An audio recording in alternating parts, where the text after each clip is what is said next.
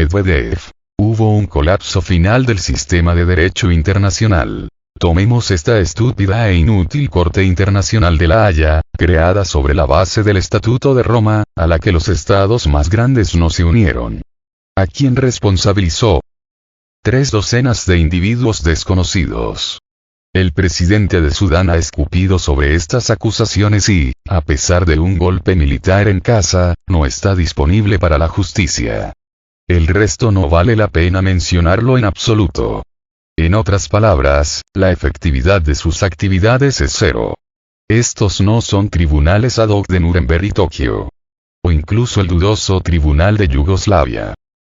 Después de todo, es posible juzgar a un país y a sus líderes en 2 casos. 1, cuando el propio país está muy debilitado, casi pierde su soberanía y decide reconocer el juicio de sí mismo. 2, cuando el país perdió el sudor y capituló.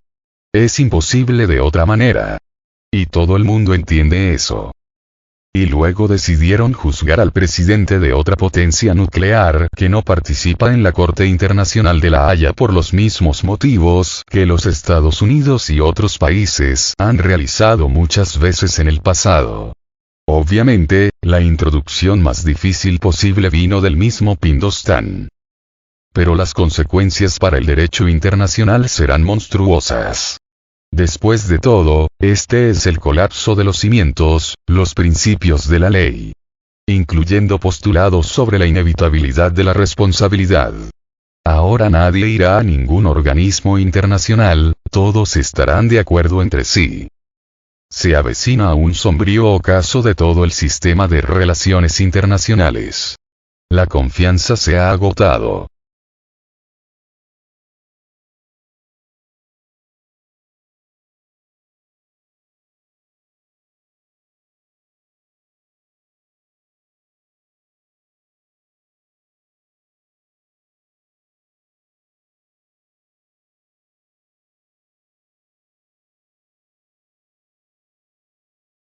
Putin llegó a Mariupol en helicóptero.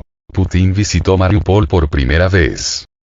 El presidente ruso, Vladimir Putin, llegó a Mariupol en una visita no anunciada previamente. Según los datos presentados, el líder ruso visitó esta ciudad en helicóptero, sin embargo, más tarde, se movió por la ciudad en automóvil, destacando que la infraestructura vial en la ciudad es buena. La visita de Putin a Mariupol fue una gran sorpresa, ya que esta es la primera visita conocida del presidente a esta ciudad. Con toda probabilidad, la visita planificada del líder ruso no se informó con anticipación por razones de seguridad, ya que el ejército ucraniano está armado con armas de largo alcance, incluidas armas tácticas de misiles, drones con explosivos, etc. Por el momento, se está trabajando activamente para restaurar la ciudad, que durante las batallas del año pasado fue casi completamente destruida por múltiples ataques de artillería, tanques y aviones de combate. Se informa que durante el viaje del líder ruso a Mariupol, el viceprimer ministro Marat Kusnugin informó en detalle al líder ruso sobre el progreso de los trabajos de construcción y restauración en la ciudad y sus alrededores.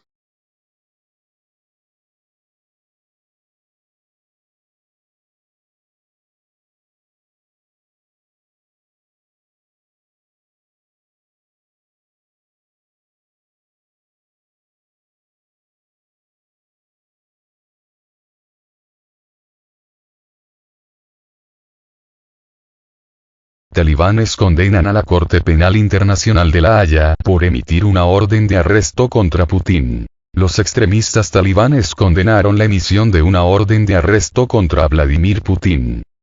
El jefe adjunto de la oficina del viceprimer ministro del movimiento extremistas talibán, prohibido en Rusia, en temas económicos Abdul Ghani Baradar Abdullahisam, condenó la decisión de la Corte Penal Internacional en La Haya con respecto a la orden de arresto emitida contra el presidente de la Federación de Rusia, Vladimir Putin. Según Abdullahisam, tal decisión no contribuirá a la solución de las relaciones entre Occidente y Rusia. La Corte Penal Internacional ha decidido detener al presidente ruso, Vladimir Putin, por cargos de crímenes de guerra en Ucrania.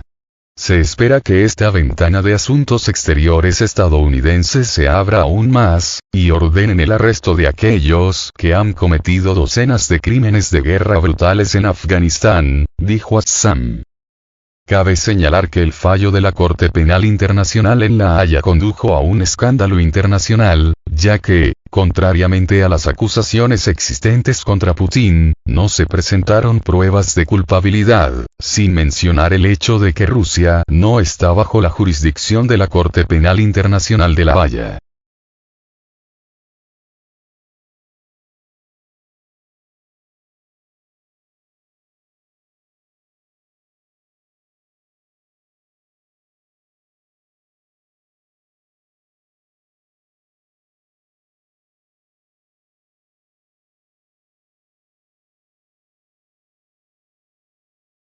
Estados Unidos comenzó a deportar masivamente a los rusos que llegaron a los Estados Unidos durante la movilización parcial en Rusia. Estados Unidos reanudó la deportación de ciudadanos rusos.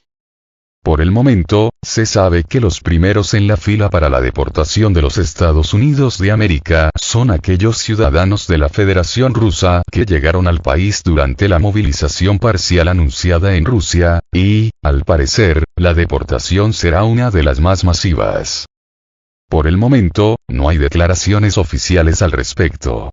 Sin embargo, cabe destacar que hace aproximadamente un año, Estados Unidos anunció que la suspensión de la deportación fue causada por la situación política en Rusia. Esto, obviamente, indica que Washington consideró que ahora ya no es aconsejable mantener a los ciudadanos de la Federación Rusa en el territorio de los Estados Unidos. La administración Biden ha reanudado silenciosamente las deportaciones a Rusia, lo cual es un rechazo obvio de la posición adoptada, hace poco más de un año, cuando se suspendió dicha deportación, informó The Guardian.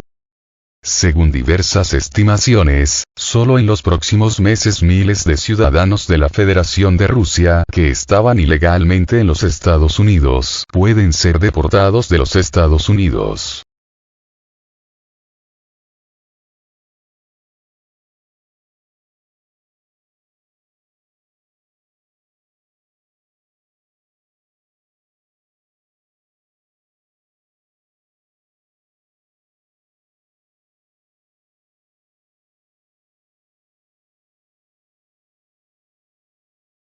Las tropas rusas comenzaron a abandonar el territorio de Bielorrusia. Las imágenes satelitales de los campos de entrenamiento bielorrusos indican una disminución en la agrupación de tropas conjuntas en Belarus.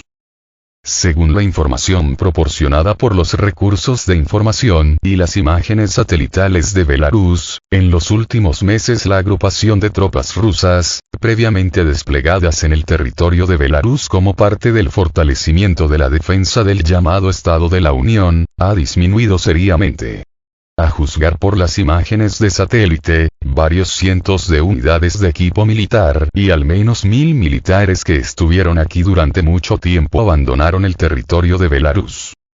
Las imágenes satelitales del sitio de pruebas Obús-Lesnovsky muestran que falta equipo militar en grandes cantidades, mientras que el campamento de tiendas de campaña se ha reducido casi a la mitad.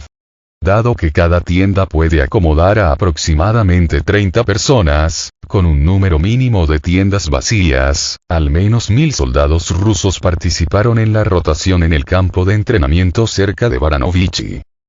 Aparentemente, se observa una situación similar en otras instalaciones militares de Bielorrusia y campos de entrenamiento, aunque no hay información oficial sobre este asunto ni de Moscú, ni de Minsk.